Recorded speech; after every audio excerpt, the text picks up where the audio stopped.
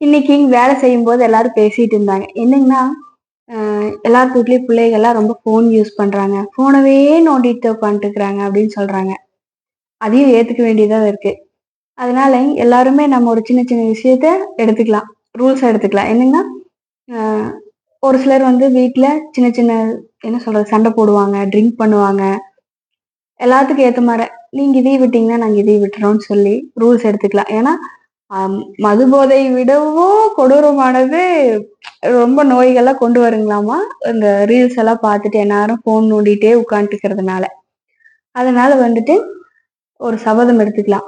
நீங்கலாம் எதுவுமே வீட்ல எல்லாம் சந்தோஷமா இருக்கோணும், எந்த பிரச்சனையும் இல்லாம இருக்கோணும், எந்த கெட்ட வழக்கமும் இல்லாம இருக்கோணும், நாங்களுமே ஃபோன் யூஸ் பண்றது இல்லைன்னு சொல்லி எல்லாரும் ஒரு சபதம் எடுத்துட்டோம்னா, எல்லாமே சரியாயிரும்.